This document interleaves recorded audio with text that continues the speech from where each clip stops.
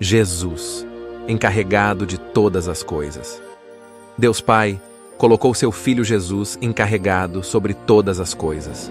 A ele foi confiado ou atribuído esta responsabilidade.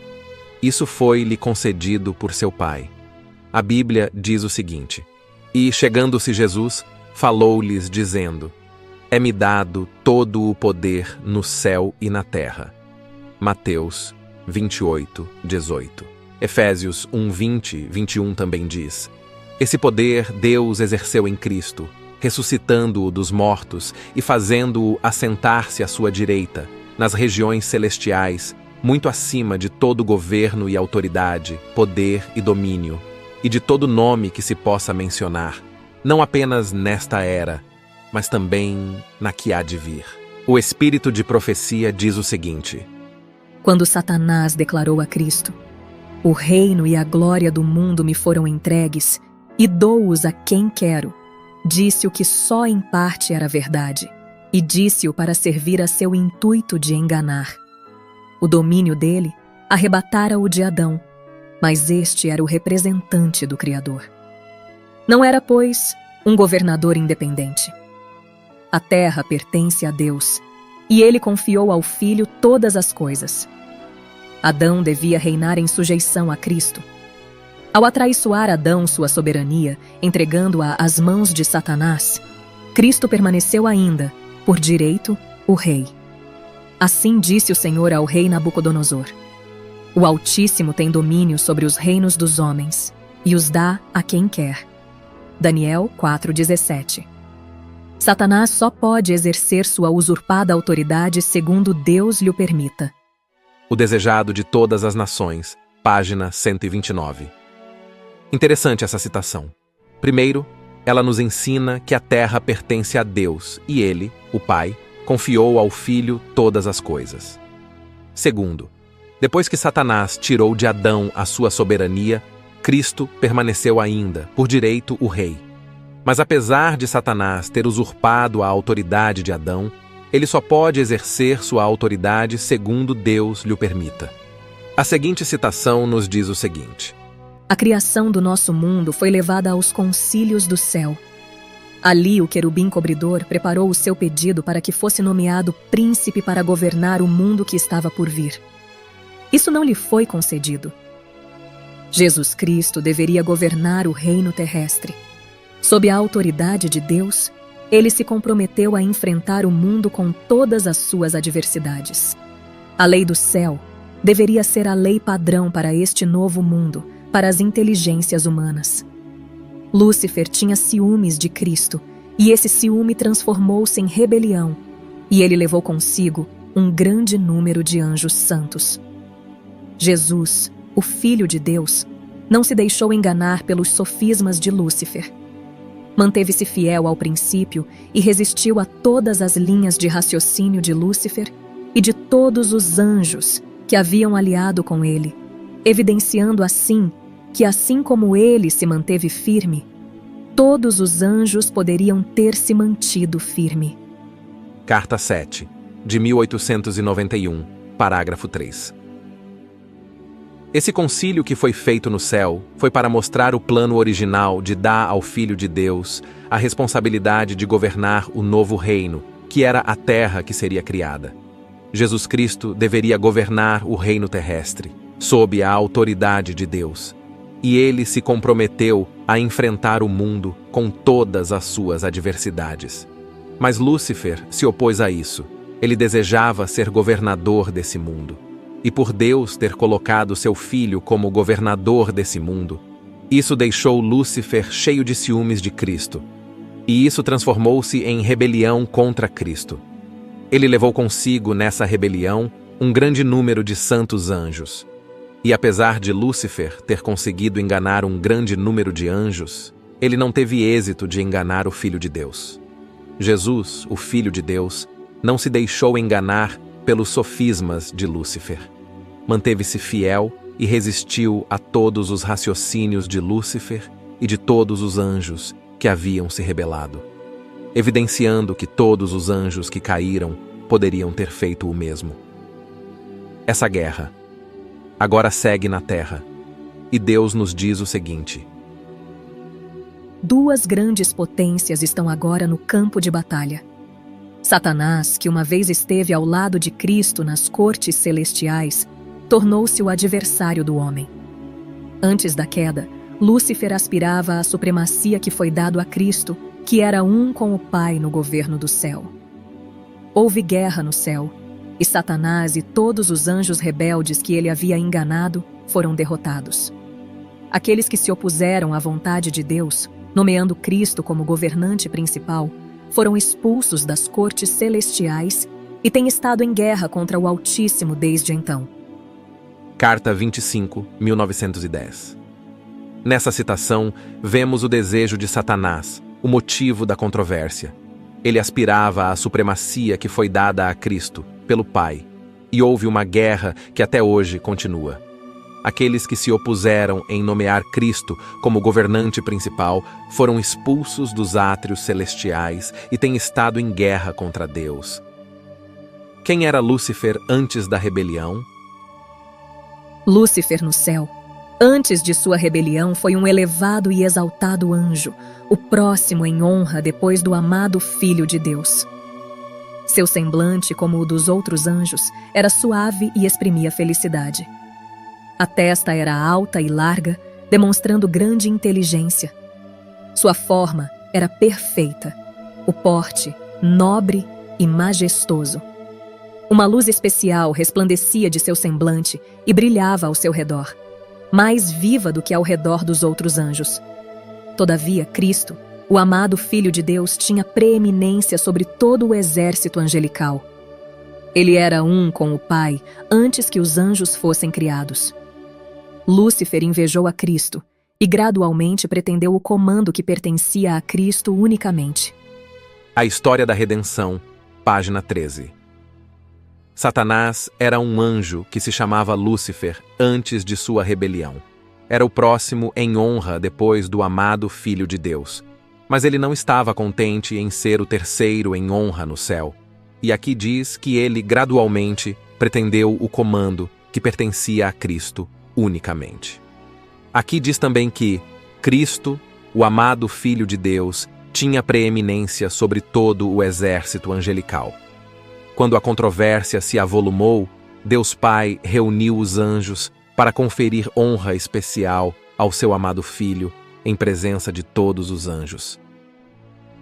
O grande Criador reuniu os seres celestiais para poder, na presença de todos os anjos, conferir honra especial a seu Filho. Este estava sentado no trono com o Pai, com a multidão celestial de santos anjos reunidos à volta. Então, o Pai fez saber que ele próprio ordenara que Cristo, seu Filho, fosse igual a ele, de modo que, onde o Filho estivesse, estaria a sua própria presença. A palavra do Filho deveria ser obedecida tão prontamente quanto a do Pai. O Filho fora investido de autoridade para comandar o exército celestial. Deveria ele agir especialmente em união com o Pai no projeto de criação da terra. A verdade sobre os anjos, página 33. Então o Pai conferiu honra especial ao seu Filho, deixando claro que Jesus era o seu Filho. O Pai fez saber que ele próprio ordenara que Cristo, seu Filho, fosse igual a ele, e que a palavra do Filho deveria ser obedecida tão prontamente quanto a do Pai, porque ele fora investido de autoridade, que seu Filho era criador com ele, e que havia criado os anjos junto com o Pai, e que ele iria agir em união com o Pai no projeto de criação da terra. Mas qual foi o propósito dessa reunião no governo celestial? Para poder conferir honra especial ao seu Filho em presença de todos os anjos. Isto era necessário, porque a posição do seu Filho foi questionada por Lúcifer. E o Pai deixou claro que seu Filho era igual a ele. Então, a raiz de todo o conflito girou em torno da questão de Jesus ser o Filho de Deus gerado pelo Pai. Observe a seguinte declaração. Cristo era o único Filho gerado de Deus, e Lúcifer, aquele anjo glorioso, levantou uma guerra sobre a questão, até que ele teve que ser lançado para a terra. Manuscrito 86, 21 de agosto de 1910. Podemos ver que Lúcifer levantou uma guerra sobre a questão de Cristo ser o único filho gerado de Deus. Ele queria esconder dos outros anjos o fato de que Jesus é o filho literal de Deus, igual ao Pai em natureza, e que por isso Jesus teria que ser o segundo após o Pai. E se ele pudesse esconder isso, ele então usaria o argumento de que poderia assumir o lugar de Jesus, dizendo que quem era o Filho de Deus era ele, e não Jesus. Observe agora com atenção essa revelação do espírito de profecia. Anjos foram expulsos do céu porque não queriam trabalhar em harmonia com Deus. Caíram de sua elevada condição porque queriam ser exaltados. Chegaram a exaltar-se a si mesmos, esquecendo-se de que sua beleza pessoal e de caráter provinha do Senhor Jesus. Este fato os anjos caídos queriam obscurecer, que Cristo era o Filho unigênito de Deus, e chegaram a considerar que não deviam consultar a Cristo. Um anjo iniciou o conflito e levou-o avante, até que houve rebelião nas cortes celestiais, entre os anjos. Eles se exaltaram devido à sua beleza. Meditação matinal, de 1980. Este dia com Deus. Página 126. Os anjos que se aliaram com Lúcifer tentaram esconder a verdade de que Jesus era o Filho unigênito de Deus. Isto é uma verdade absoluta, é um fato, e esse fato, essa realidade, eles queriam esconder.